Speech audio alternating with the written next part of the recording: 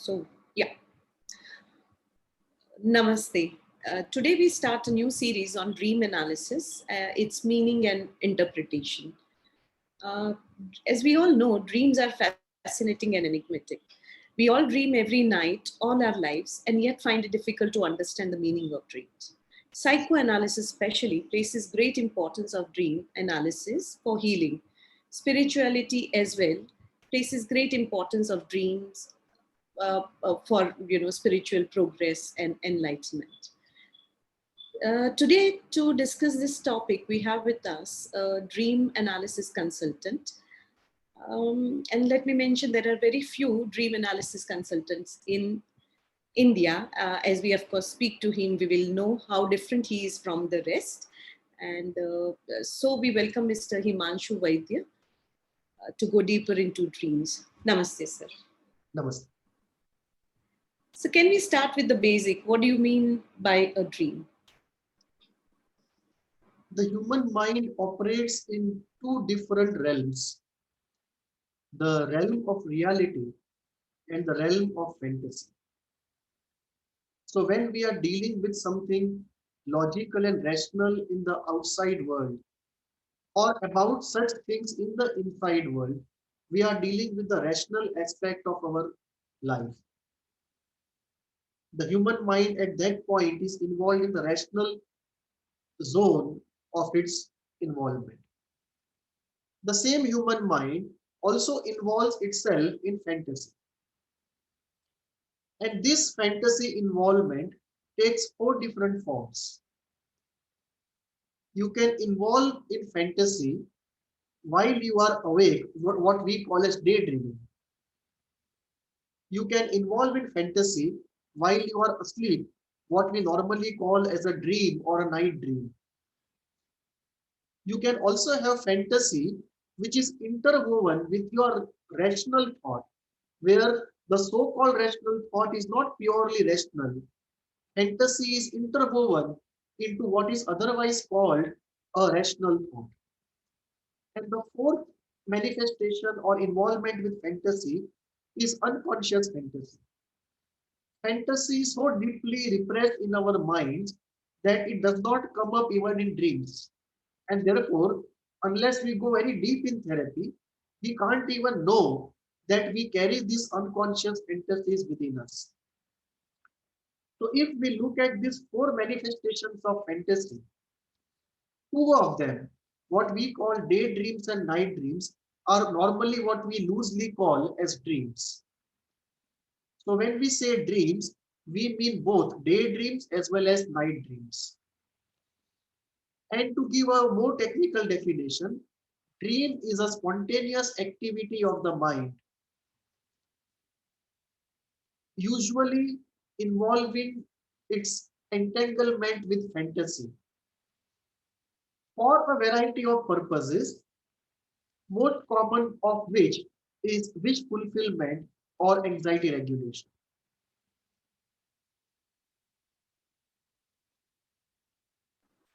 So, do all human beings dream, or only some do? All human beings dream. In the last 20 years, there has been great advance in what we call sleep research. And this sleep research goes into how the sleep cycle operates. And this is very important because 1/3 of our life goes into sleep. And nature would not allow anything of this sort to happen. So much of energy and time to be invested into an activity if that activity has no survival value or evolutionary value. And therefore, since 1/3 of our life goes into sleep, and out of sleep, almost 1/3 to 1/2 of the part goes into dreams. And therefore, quite a large proportion of our life involuntarily, outside of our control, is destined to go into sleep and dreams. Which means there must be some deep evolutionary and survival benefit because of which nature makes us to go into sleep and dreams. It is not that we choose to go into them. We have no choice. We are hardwired by nature to go into them every day. Not only human beings, it has been found that even mammals dream, other animals dream. And how do we know this? We know this by looking at the sleep pattern of human beings. That when we study the sleep, we see a beginning onset of the sleeping cycle, where we are slowly relaxing from the normal thinking mode into a sleeping mode.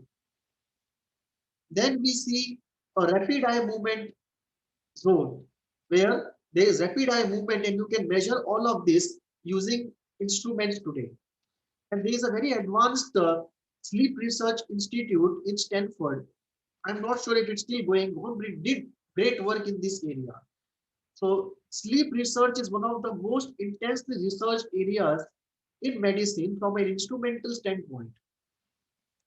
And they have found that the sleep can be divided into various phases. The early onset of sleep, the middle part, and the ending part. You can also have rapid eye movement part of sleep and the deep sleep. And it has been found that when you are in the rapid eye movement zone of sleep, you are actually dreaming. And that is because while the eyes are closed and the body is immobile, in the mind, all the thoughts, feelings, creativity, the entire emotional life is active and awake.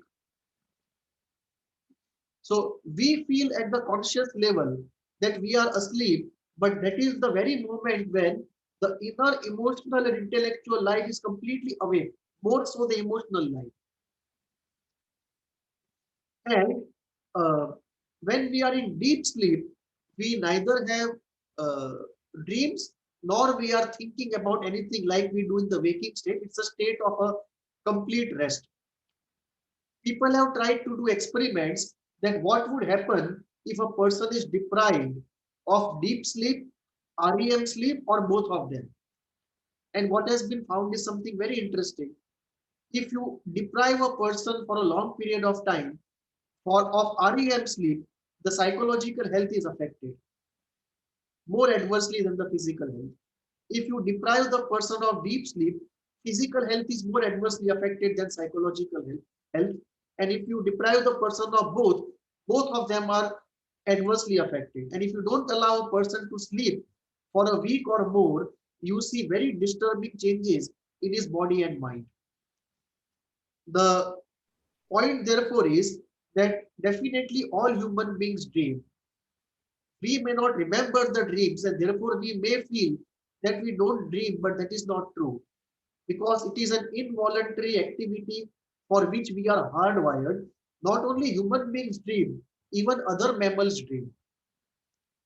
We don't know in which language they dream or what are their concerns, but we do see a rapid eye movement exactly like human beings in the sleep of other mammals also. And therefore, it is believed that not only all mammals dream, human beings definitely dream, but maybe all mammals dream, and nature is investing so much of time and energy, almost one third of our life into it, because both sleep and dream have a great survival and evolutionary value. Sir, I remember reading somewhere they performing some experiment on rats about dream and all, and even quite a few hospitals in India have this sleep test. You know, you admitted in the hospital for a night, and then where they monitor your sleep Yes. pattern. Because But as yeah, sleep yeah, research sorry. now is the specialty area within medicine. Yeah, yes. Now, of course, people are recognizing the importance of sleep. Otherwise, it was like, "Itna kyun sona hai?" Right. But as you rightly said, sir, people when they come for therapy, they have this thing कि अरे सपने तो बहुत आते हैं पर याद ही नहीं रहते. They True. faintly remember their dreams, but they are not able to, not for a long period. Maybe half an hour सोने के बाद they remember, but not beyond that. So, True. what is the reason, and how do you control that? Uh, Human beings essentially are creatures of pleasure. So we want to go close to and be with anything that is pleasurable, and we want to hide or keep away anything that is painful and not pleasurable.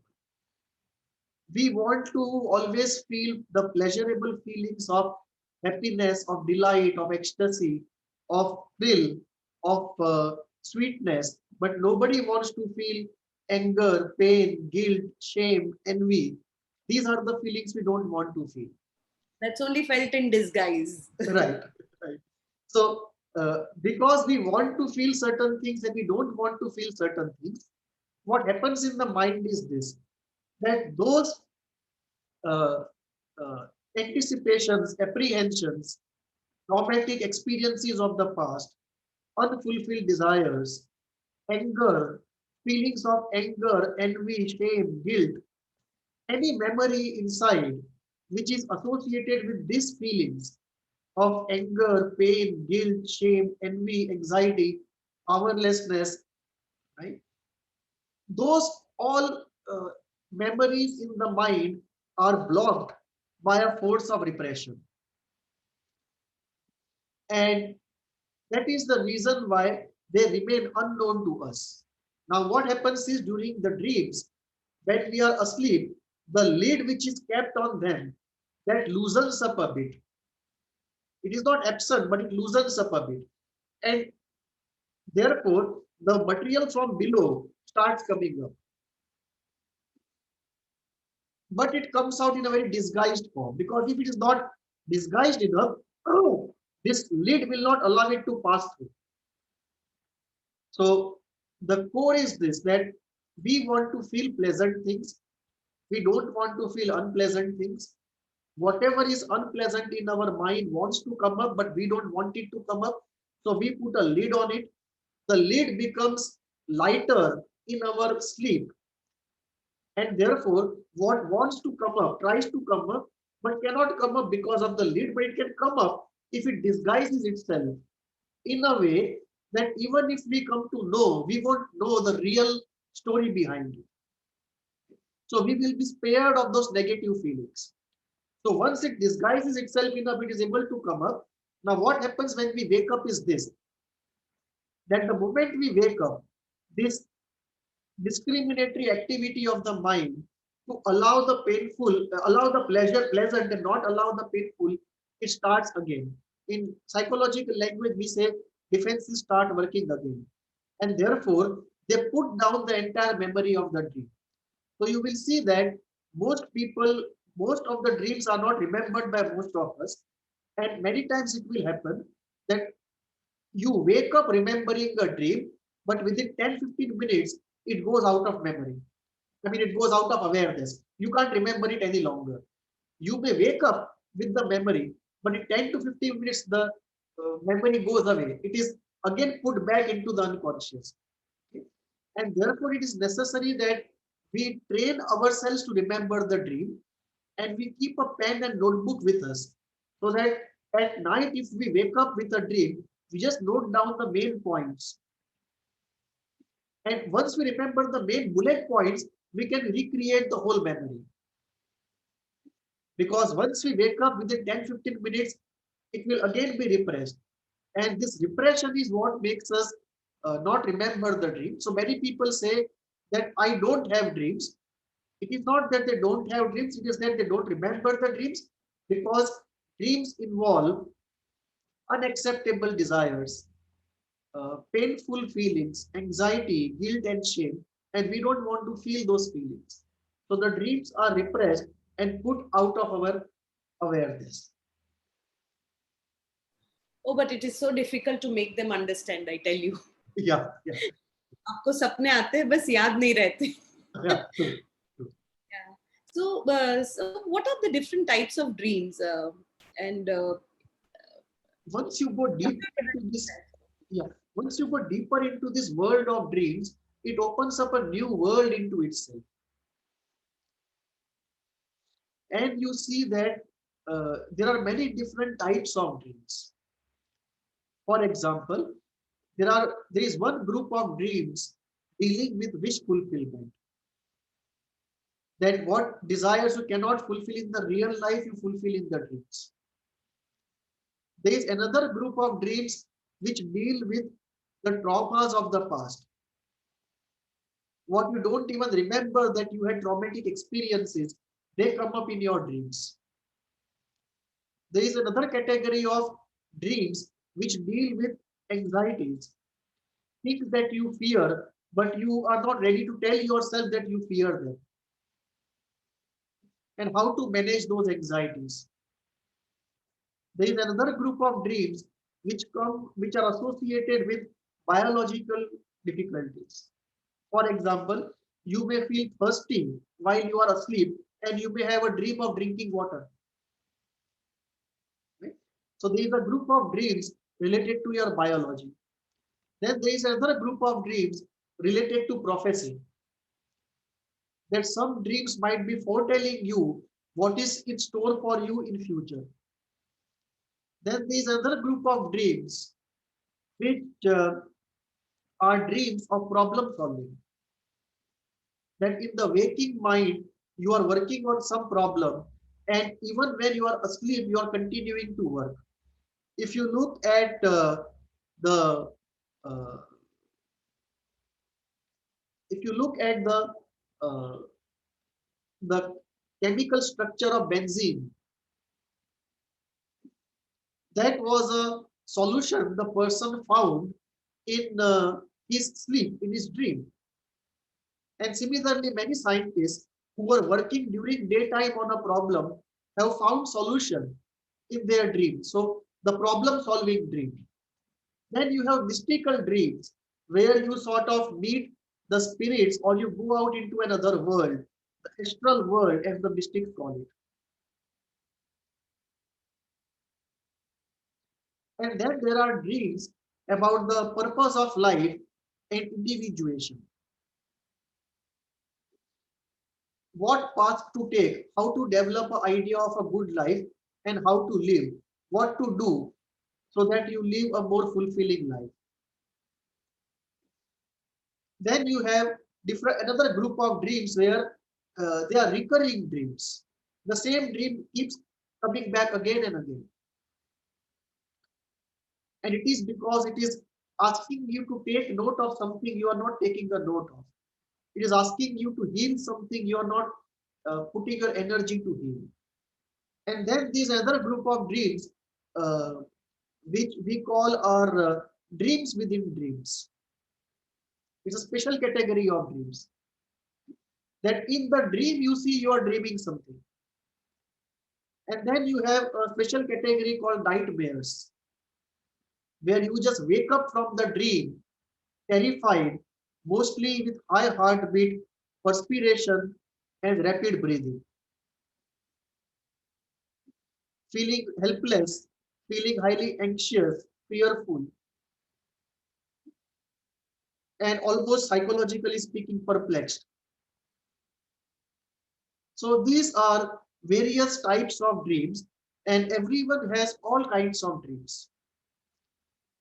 So it is not true to say that all dreams are only of wish fulfillment, or all dreams have a spiritual significance, or all dreams are related to individuation. There are different groups of dreams, and often you find in one dream, many of these purposes are at work simultaneously, very complicated, in a very complicated way, intertwined and fused into each other.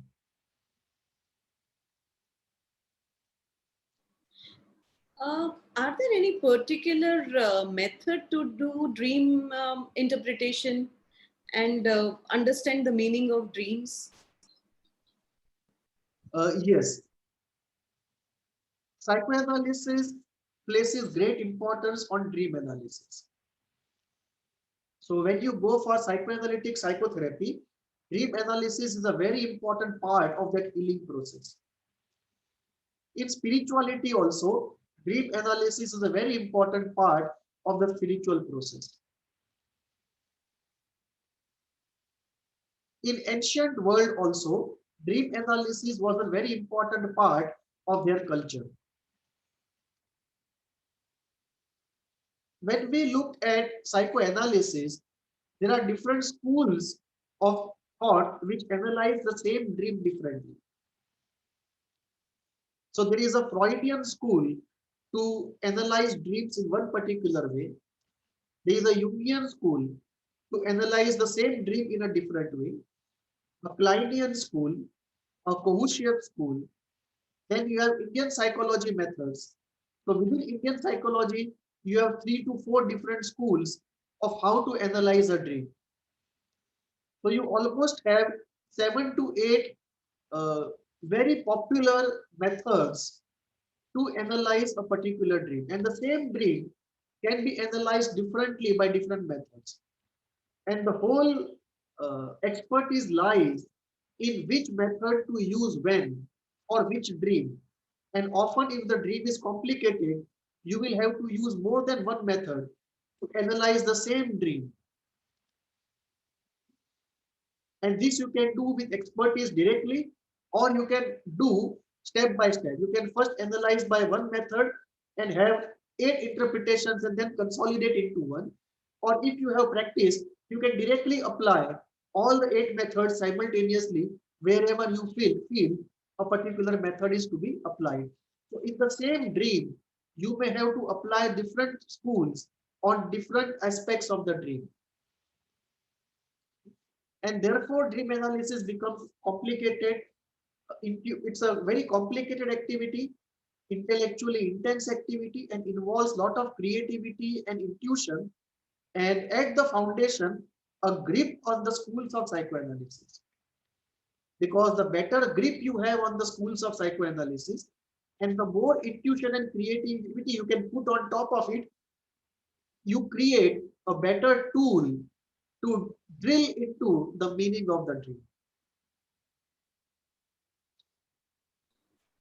So yeah, of course. And but have you come up with your own style? Because I mean, I know you're different than others. And what is your style of dream analysis? I use the holistic approach to dream analysis, where I make use of the psychoanalytic methods, the Indian spiritual methods, which includes both, not both, in fact, many schools of spirituality exist in India.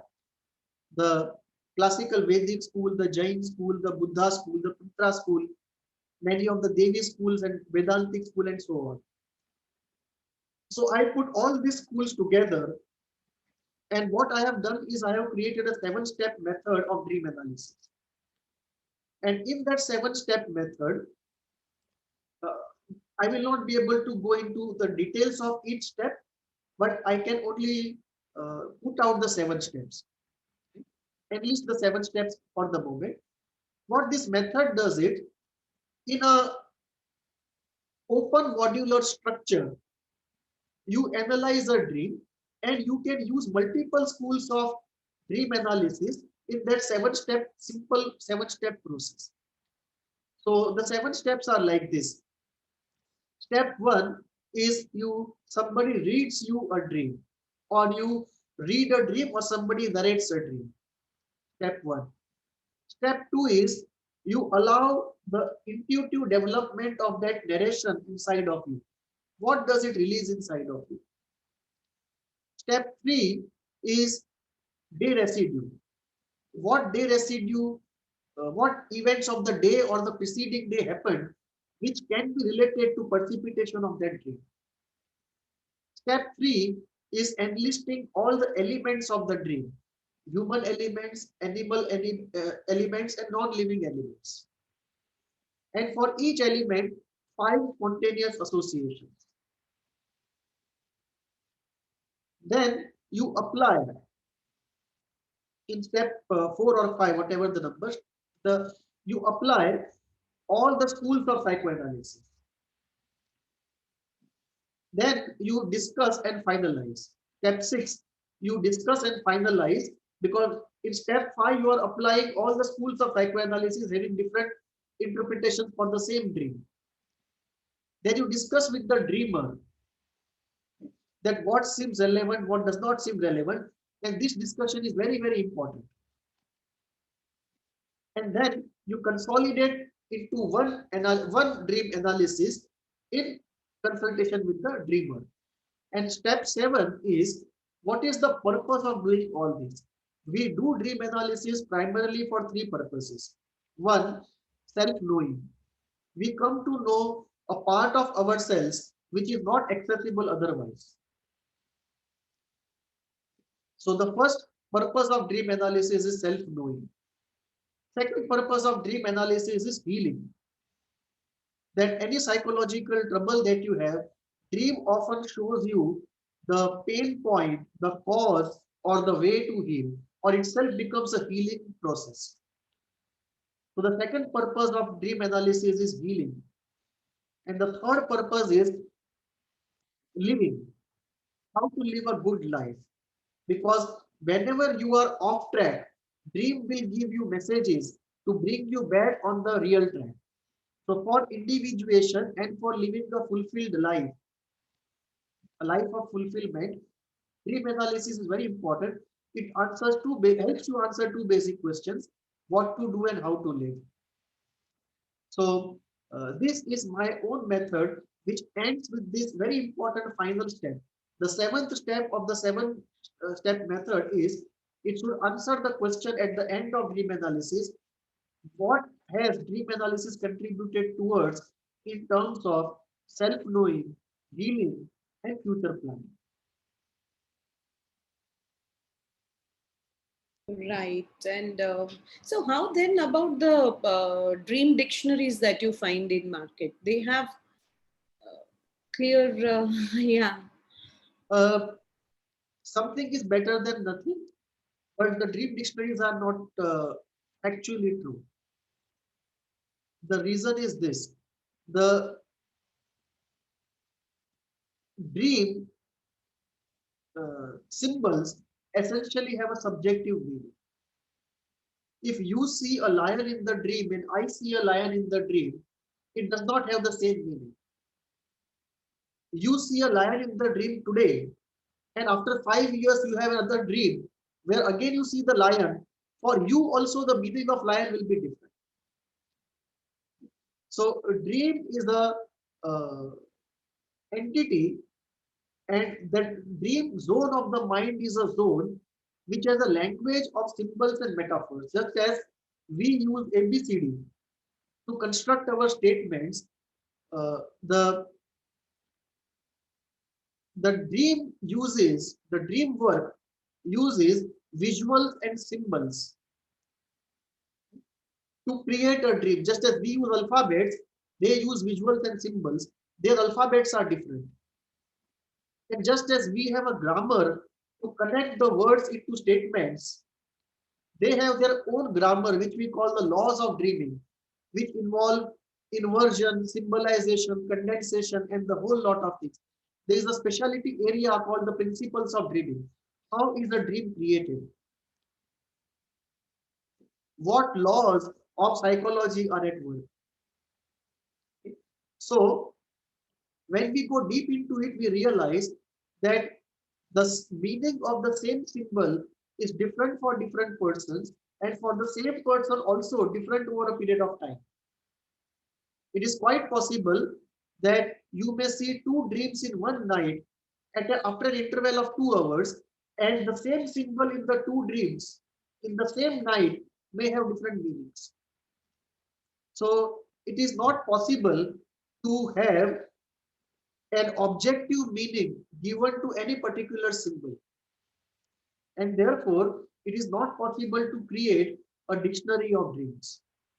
However, dictionary of dreams serve two purposes. One, they are good for entertainment, and two, uh, something is better than nothing. For example, how are these dictionaries made? If they find that the lion has X meaning for 5 people, they say the meaning of lion in the dream is X.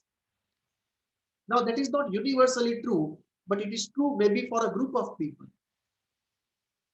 So, when you are just trying to learn the art of dream analysis, to start off, when you have nothing in mind, if you give yourself the information that at least, yes, for some group of people, this is the meaning of symbol X, at least something is better than nothing. You get sort of primed up. But this is like an appetizer. This is not the main thing. So you don't have an objective dictionary of dreams, but nothing wrong. in getting oneself entertained or starting with something better than nothing approach to use dictionary of dreams. Provided dreams you're only using as a entertainment Right. thing. And I think it even differs, right? What kind of dream? Like if it is an anxiety dream, lion would mean different. If it is a Yes. prophecy dream, maybe lion means something different. Very much. So, Take for example uh, a dream of getting deceived by somebody. If you have a fear of getting deceived by somebody and see you see a snake, the snake may be symbolizing that cunning person. Right? If you are seeing a spiritual dream and you see a snake, the snake may be standing for Kundalini Shakti. So the same snake will have very different meanings based on what kind of dream that symbol is involved in. and there's also this myth. I don't know whether if it is a myth or it is for real, but people say if you dream, the dream that comes early in the morning, during about 4 o'clock, 5 o'clock, generally happens to be true, or it's a prophecy dream, maybe. I don't know. Is that a myth? It is largely a myth. There are some schools which believe that if you dream early in the morning, those dreams are bound to be dreams of prophecy and they are bound to come true. Some people also believe, there is also a group that believes that dreams that you see early in the morning, they tell you something about the deepest part of yourself. Some groups also believe that these early morning dreams have something to do with your past lives. Some group also believe that these early morning dreams are inspired by some spirits or sages or saints. So there are different sets of beliefs with regard to early morning dreams. But in my experience, I have not found that all early morning dreams are true. And I also found that many of the early morning dreams also come true. So it is not that if the dream does not come in early morning, it cannot be true. So both of these are not true. So regardless of what time the dream comes, it may be a dream of any time. So a dream of prophecy can easily come late at night, and a dream coming early in the morning can completely be false and maybe just a dream of wish fulfillment. So we don't see that kind of correlation that one particular group of dreams occurs only at a particular time, whether early morning or any other particular time. We see any kind of dream occurring practically at any point of time in the whole sleep cycle. So now, when someone wants to analyze their dream, send you dream. Yes, they can. We would welcome them if anybody wants to have their dreams analyzed. They can send us their dreams. They can hide their personal information so that their Yes. confidentiality is maintained. Okay. And they can send us their dreams to our email.